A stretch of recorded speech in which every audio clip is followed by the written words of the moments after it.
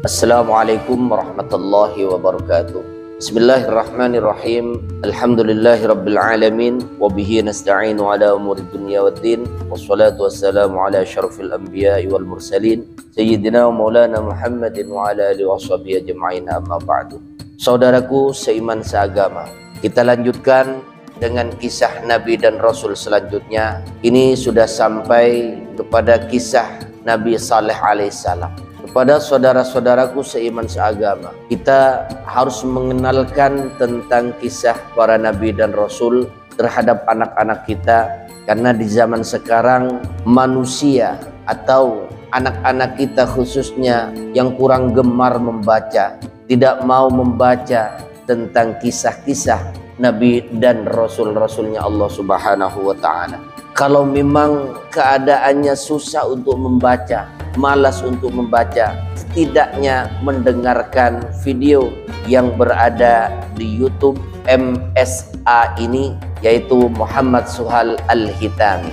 Saudaraku seiman seagama, mari kita lanjutkan dengan kisah singkat Nabiullah Saleh alaihissalam. Nabiullah Saleh alaihissalam dengan kaumnya, yaitu yang bernama kaum Samud. Nabi Saleh alaihissalam mengenalkan bahwa Allah Subhanahu wa Ta'ala lah yang sepatutnya mereka sembah.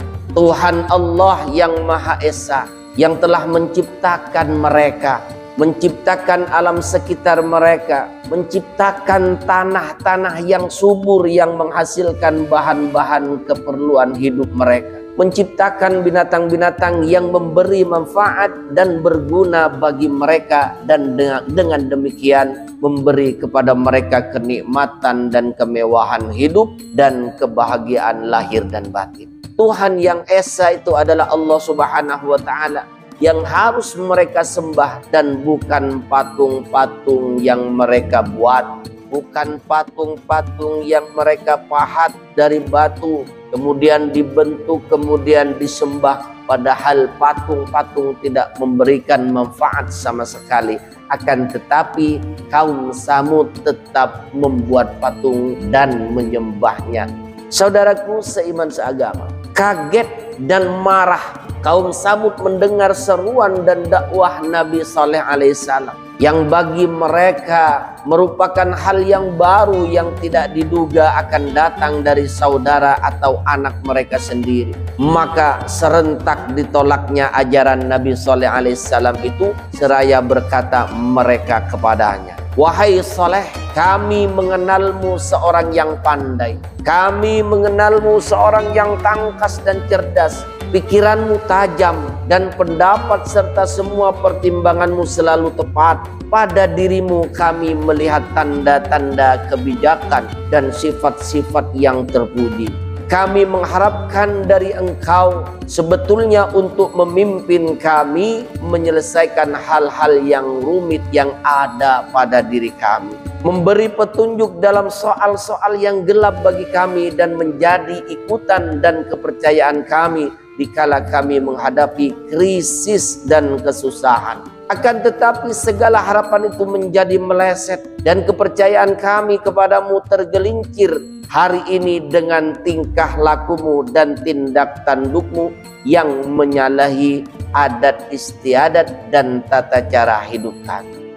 Jadi kaum Samud tersebut mendengar dakwahnya Nabi Saleh alaihissalam, mereka merasakan ada yang aneh, seakan-akan mereka tidak mau sama sekali untuk mengikuti apa yang diajarkan oleh Nabi Allah Saleh alaihissalam. Malah sebaliknya mereka kaget kecerdasan Nabiullah Saleh alaihissalam. Mereka bergantungkan harapannya terhadap Nabiullah Saleh alaihissalam, tapi mereka merasa kecewa karena Nabiullah Saleh alaihissalam mengajaknya kepada jalan yang lurus, jalan menuju Allah Subhanahu wa Ta'ala. Saudaraku seiman seagama, kemudian untuk mengikuti Nabiullah Saleh alaihissalam, mereka memberikan tantangan kepada Nabiullah Saleh alaihissalam. Apabila Nabiullah Saleh alaihissalam menunjukkan mukjizatnya terhadap mereka, agar mereka bisa mengikuti ajaran Nabiullah Saleh alaihissalam. Mereka menantang. Kalau bahasa kita, hai Nabi Soleh atau hai Soleh, tunjukkan mukjizat kepadaku kalau memang engkau pembawa risalah. Apa yang dituntut oleh kaum Samud tersebut? Apabila engkau mampu mendatangkan mukjizat, mengeluarkan onta dari dalam sebuah batu karang. Disitulah mereka ingin menjatuhkan kewibawaan Nabiullah Sallallahu Alaihi Wasallam.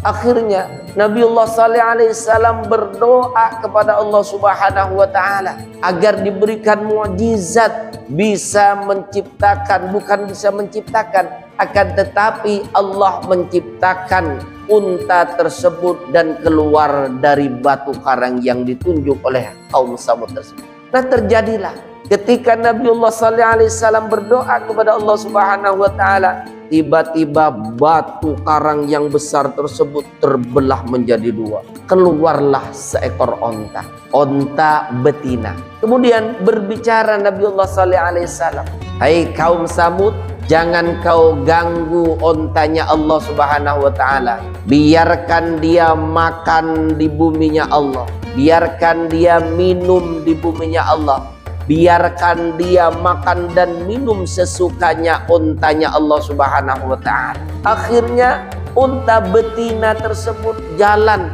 ke ladang-ladang mereka, memakani rumput tanaman mereka yang ada, dihabiskan, dilumat oleh ontanya Allah Subhanahu Wa Taala. Kemudian onta-onta mereka juga merasa terganggu ketika mereka sudah memberikan minum kepada onta-onta mereka tidak mendapatkan minum karena diminum oleh ontanya Allah Subhanahu Wa Taala tersebut. Nah, disitulah kaum Samud merasa terganggu dengan ontanya Allah Subhanahu Wa Taala tersebut, seakan-akan menjadi benalu dengan onta-onta yang lain. Allah Subhanahu Wa Taala sudah berfirman, فَقَالَ لَهُمْ رَسُولُ اللَّهِ نَاقَةَ اللَّهِ وَسُقْيَاهَا, yang artinya Rasul Allah yaitu Nabi Sallallahu Alaihi Wasallam lalu berkata kepada mereka, biarkanlah unta betinanya Allah Subhanahu Wa Taala ini beserta minumannya. Jadi minuman yang disediakan oleh kaum Samud untuk onta-onta mereka diminum oleh ontanya Allah Subhanahu Wa Taala yang betina tersebut. Mereka kemudian merasa terganggu dengan kedatangan ontanya Allah Subhanahu Wa Taala. Dan Nabi Saleh sudah berpesan, jangan diganggu ontanya Allah Subhanahu Wa Taala. Kalau kamu mengganggu ontanya Allah Subhanahu Wa Taala, kamu akan mendapatkan adab dari Allah Subhanahu Wa Taala. Tapi kaum Samud tidak memperdulikan. Mereka tetap berencana karena sudah dianggap benalu ini ontanya Allah Subhanahu Wa Taala. Mereka berencana, bermusyawarah untuk membunuh ontanya Allah Subhanahu Wa Taala. Terjadilah akhirnya ontanya Allah Subhanahu Wa Taala, yaitu yang diberikan sebagai mukjizat bagi Nabi Sallallahu Alaihi Wasallam, dibunuh oleh mereka. Ada yang mengatakan dipanah oleh mereka, ada yang mengatakan dipotong oleh mereka. Setelah mereka membunuh untanya Allah Subhanahu Wa Taala, mereka seakan-akan telah berpulang dari peperangan dengan membawa kemenangan. Mereka sangat bangga.